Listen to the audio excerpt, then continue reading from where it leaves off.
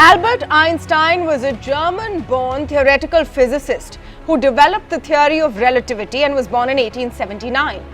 Sir Isaac Newton, on the other hand, was an English mathematician born in 1642 who formulated the laws of gravity.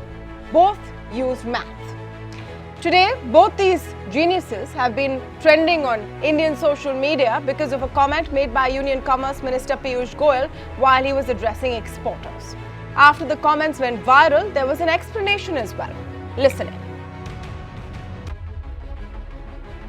Together we can achieve that 1 trillion target in 5 years. Don't get into the calculations that you see on television. Oh, if you're looking at a 5 trillion economy, country will have to grow at 12%. Today it's growing at 6-7%. Don't get into those maths. Those maths have never helped Einstein discover gravity. If he had only gone by structured formulae and what was past knowledge, I don't think there would have been any innovation in this world. Those maths have not helped Einstein discover gravity. This line has sought to be misinterpreted, but the next line along with it is not being added and shown correctly. After this, I said, if he had gone only by structured formula and what was past knowledge, I don't think there would have been any innovation in this world. I think this operative line is not being correctly projected. It is an effort to make the people confident, give them the spirit of positivity, and in that spirit of positivity, I think if we live in the past, we will never be able to make huge changes, we'll never be able to achieve very ambitious goals. Okay, so apart from the obvious glaring mistake about claiming that Einstein discovered gravity and not Sir Isaac Newton, the question is bigger because the purpose of this program is not to poke fun at what could have been an oversight. It happens. The purpose is to read the message coming in from a very senior union minister. The message seems to be to have faith in the government's vision to improve exports, take the economy to $5 trillion without asking any questions. So can any government official expect not to be questioned about the math of how we can reach a $5 trillion economy in the next 5 years when the latest GDP growth is at 5%? Should we not question how exports will touch $1 trillion when the gap between exports and imports have only been widening and exports haven't grown at the pace they should for decades? Should we not ask whether this government really has a plan, a long-term one, to secure India's economic future even as a new and pretty scary global order is emerging? To speak on all this and more, I'm joined today by Vaibhav Agarwal, spokesperson of the BJP, Tejas Mehta, political commentator, Madhavan Narayanan, senior journalist, and Maithili Bhusnarmat, consulting editor at ET Now. Welcome to all of you and thank you for joining us today. Vaibhav, I want to start by asking you, some of the questions that I posed in the beginning of the show, and of course the whole Einstein-Newton thing was unfortunate. The bigger question it raises is, why should nobody ask how you will grow to a $5 trillion economy where you need a 12% growth? How will you grow at 5% or 6%? How will you grow exports to $1 trillion in 5 years? Looking at the current dismal state they are in right now, are you expecting a 30-40% growth every year? How is that going to happen? It seems to be a very main hoon na attitude. We say so, so it will happen. Don't ask questions. No,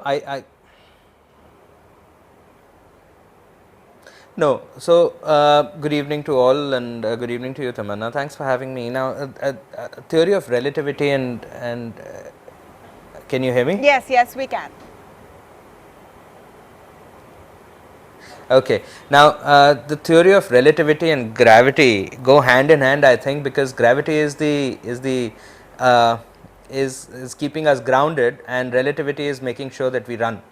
So, while the maths from a larger context needs to be looked at from a macro perspective, yes, we need to have a very keen eye on the micro perspective as well, which is year on year and quarter on quarter growth.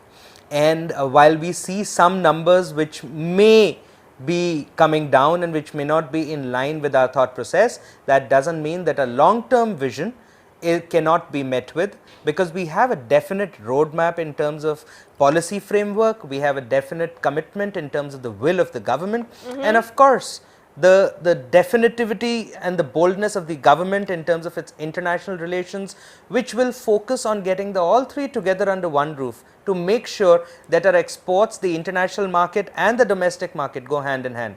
And I think that's exactly what Piyush Goyal meant. And on a lighter note, of course, why not? Everyone is allowed to make mistakes. Yeah, everyone is allowed to make mistakes, but can you say, can you ask people to suspend, their common sense and not ask questions? That for me is more concerning. Yes, everyone is allowed to make mistakes. In the day of social media, it's unfortunate because a gaffe like that will be caught out.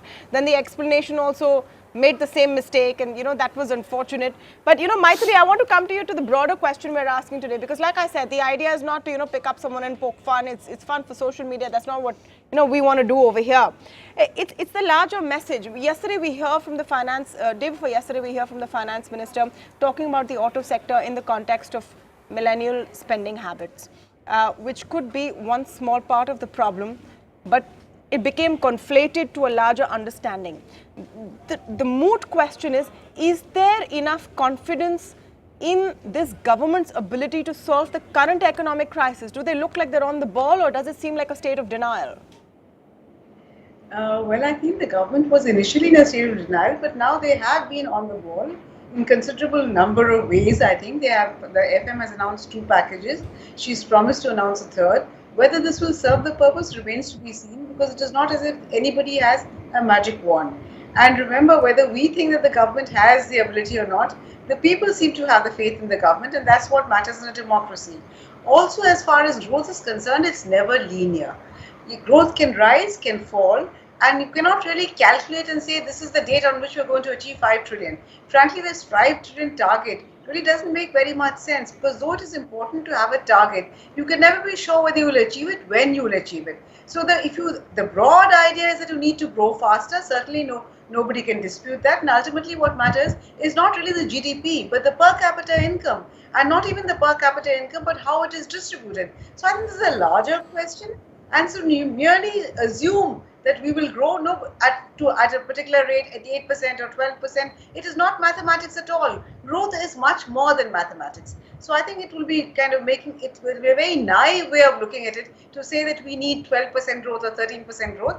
We need to grow. How fast we grow is a combination of factors, and government certainly is an important factor, and we must and shall continue to question government. Okay. Madhavan, how do you look at the situation coming in?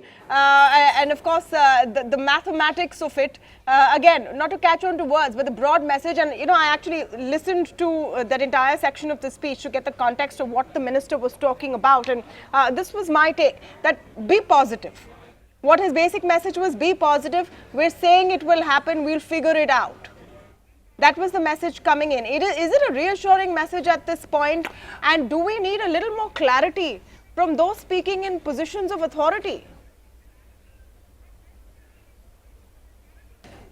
Let me say a popular saying in the streets of Delhi, that dal mein namak chalta hai, mar namak mein dal nahi chalta hai.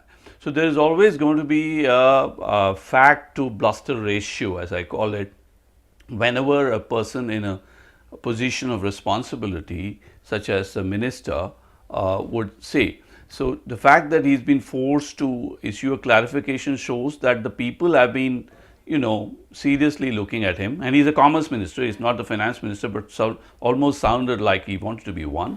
But I think, let me, in the spirit of the day, crack a line saying there's an old joke that an economist is one who will give tomorrow the reason for why what he predicted did not come true today. But it seems politicians are joining the trend.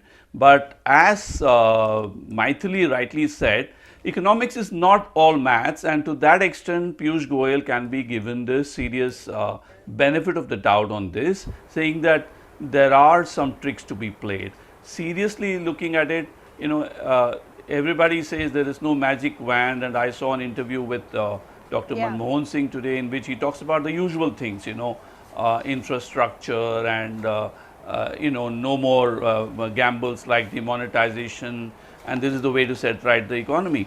But given the slump, we do need something like a magic wand, and the only thing that I can think of which the government can come up with is something like a sovereign borrowing or something, which will be a risky stroke. Yeah. But having already got some money from RBI, it may be having some. Let us give them the benefit of the doubt, and uh, whether it is Nirmala Sitharaman going in for some deregulation, Yeah. maybe there is a GST cut, which is given the low inflation data that has come today, Sure. and the fact that there is an industry turnaround between time and a friendly RBI governor, maybe there are things in store, and maybe there is marginal room for positivity. But then let us not confuse hope with analysis. If we all have to be positive, then Tamanna, you and I don't have any job to do. Yeah. We can just become Motivational speakers, right? Yeah. Oh, so we are here to call a spade a spade. Yeah. Yeah. Yeah, we love red colored hearts, but we are here to call a spade a spade. A spade a so spade, yeah. motivational speeches and political bluster about. Let us look at the hard facts. That's why I mentioned the hard facts today are that Maithili rightly said, yeah, politics is not a key issue because this government is fighting elections on some welfare schemes and a lot of other non-economic factors. But this cannot go on. It has to, something's got to give in a nation of 1 billion people going through a demographic transition. Second, we also look at the fact that there can be only 3 steps to growth. One is a reasonable amount of a good investment climate, Yeah. especially demand. No, I just want to dial back. I wanted just one minute. Second is, yeah. I'll come back to you. I'll come back to you, and you can maybe bring those 3 points. But I just want to go back to a bit about what you said, because we consistently, almost on a daily basis, on this show, talk about solutions for the economy, the economic slowdown. It's literally our bread and butter. We talk about it every single day. But my takeaway from the whole conversation today, from what the minister was trying to say and his clarification, was the question of positivity, which Madhavan spoke about. The difference between optimism, hope, and analysis. Tejas, I want to come to you here, and that is actually at the key of what we are seeing today. Is it not our duty to question? Because a government is historically popular, extremely electable, looks completely Teflon coated as in terms of public perception, does that mean we stop asking about how you are getting these figures and projections? $5 trillion in 5 years, exports will become $1 trillion in 5 years.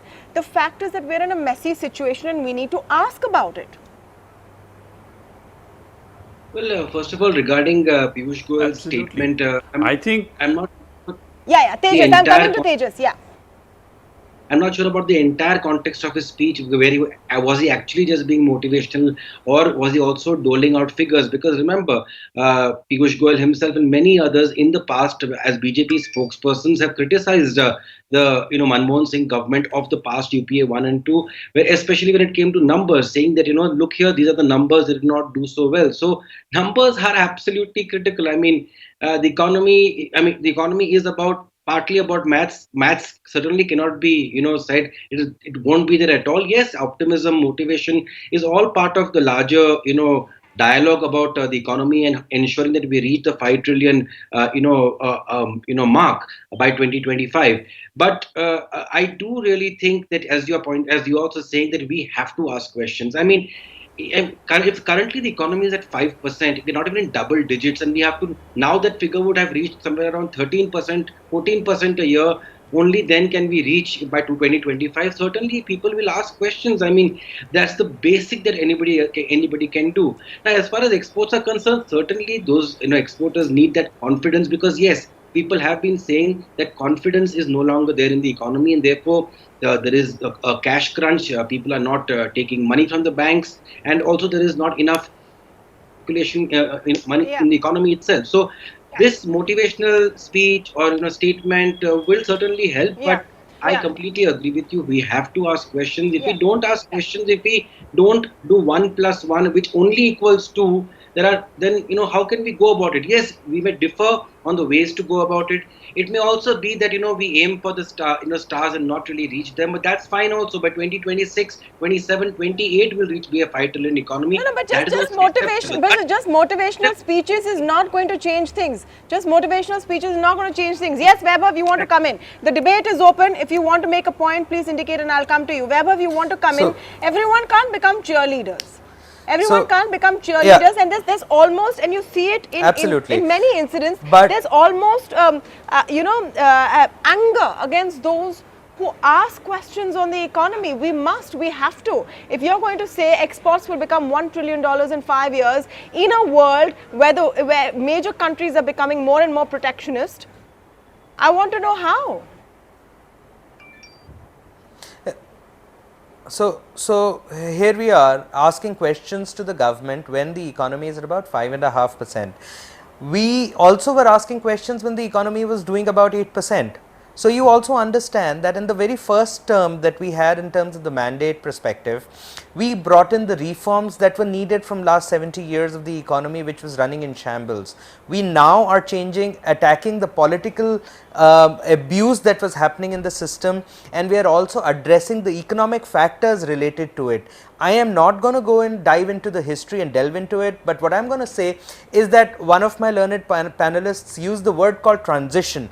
Of course, we are in a state of political, social as well as economic transition from one policy to another. We were too much in our comfort zone in terms of reaching out to the banks and reaching out and looking at scams like Bhushan Steel, where we had no idea how the banks are lending without even having adequate assets to mortgage. So you also understand that there are certain economic disadvantages. What I am trying to say is that the entire system is undergoing a transition. If during that transition we are seeing an upside or a downside or a slide down a little bit, don't worry about it. Ask questions, send in suggestions. Piyush Goyal or industry minister, the finance minister, both the MOS as well as the industry commerce ministers are available on electronic communication systems as well as any other medium. Suggest what you want, and of course the economy will go well, but please do not participate in engaging with people where people are saying, hey, how will we reach 12 trillion? Why? Because we got to show that solidarity with the international investors. I'm sorry, and of course we have to ask this question. We have to ask this question. This is a democracy. This is a democracy, Vaibhav. We have to ask questions. But don't, and there can't be suggestions. And you can't force people to be positive. You have to ask questions. 1 minute, I want to open up the debate. Don't kill the government by saying, hey, why are you sitting at 5% and how will you do 12 trillion? Well, hopefully there is a plan. Don't 1 minute. That's all I'm saying. There are 3 journalists. There are 3 journalists apart from me. 4 journalists you're up against today. Vaibhav, you're going to have a tough time. Yes, Madhavan. Madhavan next. Yes. Yeah, actually, I want to point out, Tamanna, that I was reading Dr. Manmohan Singh's interview to the Hindu, and I was amazed because Dr. Singh, while being in the opposition, has given probably one of the most constructive interviews I have seen. Even by journalistic standards, journalists are behaving more like opposition, whereas Dr. Manmohan Singh has been doing exactly what Vaibhav Agarwal was saying all along. He may not have logged into mygov.com and saluted Mr. Modi and gave these suggestions, but these are all on the table. It's for the government to respond and reject some or accept some, except for the demonetization part on which he is stuck to his guns that it was a disastrous move. Maithili. Dr. Manmohan Singh has been prescribing. Yeah, we are running very absolutely. In fact, so we want. Let me just make one point. We seem to be living in the past, talking about what happened during the UPA period on NPAs, or looking at the undefinable future with a stretch target, as they fashionably say in management. What we need is a short-term roadmap connected to the long-term vision, because let me add one sentence. We live in a market economy, and let's not confuse patriotism with capitalism. Capitalism has its own logic in terms of confidence building measures, be it deregulation, be it pump priming, be it an interest rate cut, it is patriotic to, I'm sorry, it is patriotic to ask and it is unpatriotic to close your eyes and just nod along. Maithili, I want to get your views on this very interesting, conversation. And we've gone beyond Einstein, Newton, and how important math is to the economy. I think those are obvious imperatives. It's about asking how you're going to make this happen, and how open this government is to taking that, questioning. Well, 5 trillion does look a difficult number at this juncture, particularly because the world economy is also going through a slowdown. So unlike Weber, I feel we do need to worry, but as I said, I'm not particularly enthused by the 5 trillion number in itself. In itself, it doesn't mean anything, because what matters really is the per capita income and the distribution. How well is every Indian living? You can have a 5 trillion economy and a lot of people below the poverty line. So to my mind, what is important is how do we ensure that every Indian does better, and whether we reach it at 5 trillion or 6 trillion is relatively less important. Then how do we make sure that these things happen? How does change happen? How do we improve the quality of life, economic as well as human development indicators, which as we know are very poor in large parts of the country. And yes, it is very important, particularly in a democracy, to question the government. So while government is open to question in a democracy, I think it's also important that we do not swing either one way or the other. Irrational despondency is as bad as irrational exuberance. So yes, we need to hold the government to question the government, and yes, the government is answerable. That I think is the essence of a democracy. Whether we get to 5 trillion or 6 trillion is relatively less important, because it's important to have a goal and try and achieve that. No. So I want to take this in a little different question, in direction. And I get your point completely, Maithili. It depends on people's standard of living. It depends on malnutrition levels. It depends on infant mortality. Things like that are very important. The government says it's focused on it. But let's talk about the now. Right now, instead of 5 trillion and 1 trillion. We want to make sure that we lift out of the current slump we are in. And that is where the focus needs to be. That is where the focus needs to be. Is the focus there when, top ministers are constantly putting out new goals and then saying, don't really worry how we'll get there? No, I think it's important because they're politicians, it is important for them, from their perspective, to kind of spread a positive sentiment. That doesn't mean that we have to get carried away by that. And yes, we've already seen monetary easing. We've seen some kind of action from the government. To my mind, we need greater fiscal stimulus, some loosening of the purse strings. Fiscal easing is also necessary. So we need a combination of fiscal monetary policies along with better governance. So it is a combination, it is a slow process, Tamanna. It cannot be done overnight. Absolutely. I think we will have to be patient, and government will also have to try harder. It has to be a combination of things, and words are easier than action. Definitely, and those words really do matter as well, especially when we're talking about gravity and theory of relativity. Yes, Madhavan. Yeah, I suppose the government has to realize the gravity of the situation while we are still on Einsteinian point. But in Einsteinian terms, we cannot say time is relative and go back to the UPA years. But seriously speaking, let us ask ourselves some hard questions on what are the options before the government. If it has to go anywhere near the stretch targets like 5 trillion that it is talking about. In other words, where is the money going to come from? And sometimes I feel Dr. Jaishankar as the External Affairs Minister might bring some manna from Japan or UAE, because cash rich foreign capital worked in not by normal FDI flows, but by some extraordinary outswingers such as sovereign level dealings, could be one way out if Mr. Modi is serious about it, and maybe Nirmala Sitharaman has something. I'm sure there are a lot of things on the table. But I'm trying to give the benefit of the doubt to the government. I'm hoping that there is some ballast to the optimism and the cheerleading that's going on. But honestly, the markets, the economy, the investors, everybody needs to see some things, because one important thing, let me say, whether it is bank recapitalization or FDI, economics functions on time lags, and we've already down to 5%. I think I must give Tejas the last word. Madhavan, I've run out of time, but Tejas has been waiting. You'll keep it short, Tejas, I'm sure.